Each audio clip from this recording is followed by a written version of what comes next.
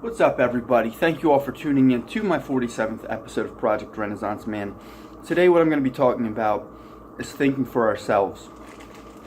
I think now more than ever, in the world we live in today, where it's so easy to just Google everything, we need to think for ourselves, be able to formulate our own thoughts, be able to use our brains in a way that's free from just everybody else's take on things, everybody else's opinion, even the takes on things from respective authority figures, because they're flawed and they have agendas, as well. So it's very important, that we think for ourselves. And so I'm going to give you guys 3 pointers on how to keep that brain active in the process of self-thought. But first, fatal flaw right here. This is my Achilles heel, Swedish fish, but it's also a fatal flaw on the part of my girlfriend.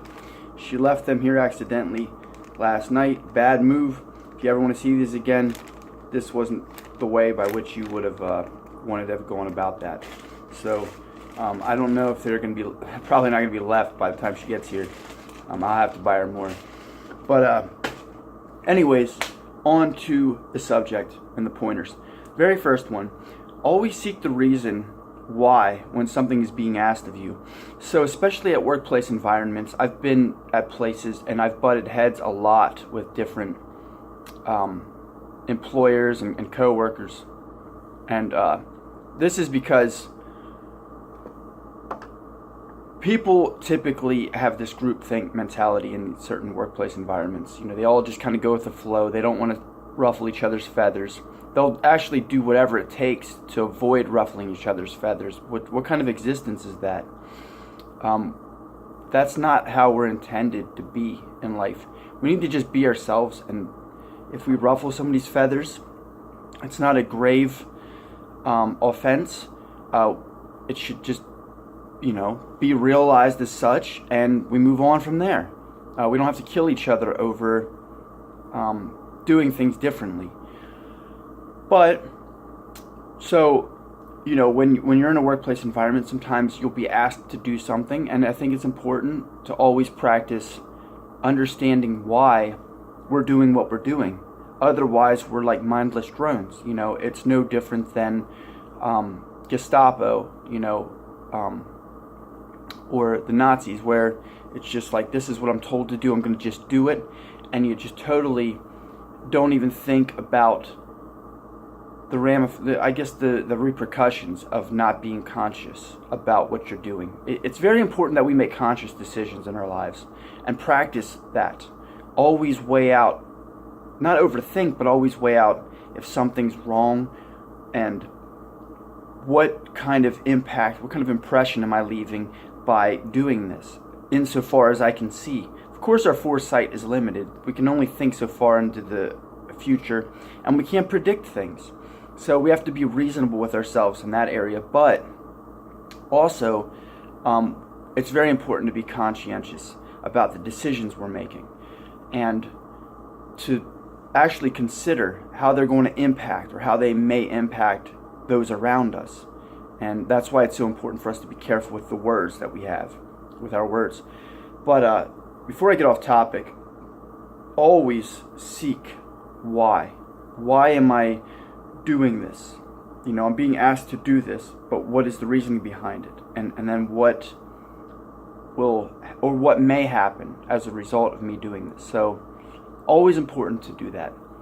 Second pointer is limit your intake of news. Just like people in general, Fox News, NBC, they have their agendas. They're going to fabricate, they're going to spin things to try to put on the appearance that their arguments sound and strong, when in reality they have lost all credibility, because they've lied, and they continue to lie time and time again. Because fabrication is a form of lying, if you think about it. It's not being wholly honest. And so you get that with the news. There are agendas out there, and there's no level to which these news outlets won't stoop to get you to believe, to convince you that what they are saying is in fact true. So really limit your intake of that biased, source of information.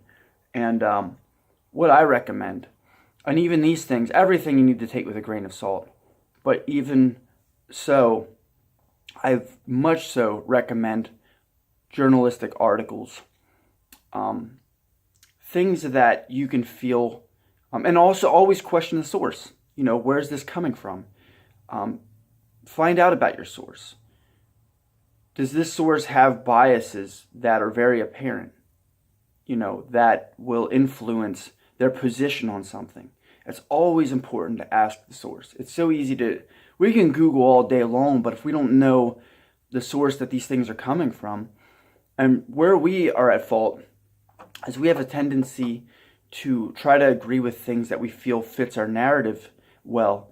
It basically makes us feel good, makes us feel more assured. It's almost like an act of self-delusion where we will see a stance on something, and because it's agreeable to what we desire rather than aligning itself with actual truth, we decide to go with it and accept it, this is a huge human error. It's a prevalent error in the nature of humans.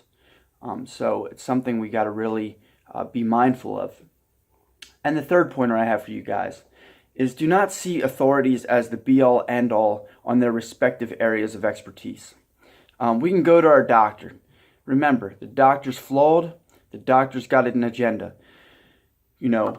So if we're told, oh, I would prescribe this amount of milligrams or whatever of Zoloft because I feel you need it, you got to really question that. Do you feel you need it? There were times when that was one of the first things that I was told is, I think we should put you on some meds, and I refused. And so I'm not saying that it's going to work for everybody, but it worked for me, and I feel that I was in a pretty bad state mentally at one point in time when I was recommended that I go on some kind of medication, and I refused. And my point is, look where I'm at now, and I feel wonderful, and I didn't take them. I made it through without taking medication. But that's because I questioned my doctor, and I questioned myself. I said to myself, I didn't even really question myself. I said, I know I can beat this without taking something. Instead of just going with it. Your doctor doesn't necessarily know what's best for you. And you got to realize doctors are they're exhausted, a lot of them. They're dealing with so many other patients, and you become more of almost like a number at some point in time. So they can only be so personable and only care so far in about your well-being because they got so many other people they got to tend to.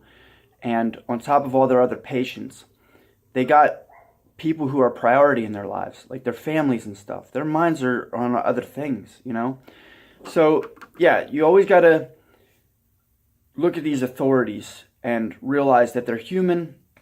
They are not the be-all, end-all on things. Even with religion, you can go in, but make sure you're questioning things. Question what your pastor's saying, what your doctor's saying, what your educator's saying. If you have a teacher, you're in college, ask yourself these things. Ask yourself. Don't just nod and go along with it. You're not thinking when you do that. And it's very important that we use our own brains and think on our own. Very important. So I'm going to leave it at that. I thank you all for tuning in to my 47th episode of Project Renaissance Man. If you guys feel you have benefited from this video and you have enjoyed watching it, please be sure to give me a like, hit the notification bell, and subscribe. And I will see you all on Saturday. Later.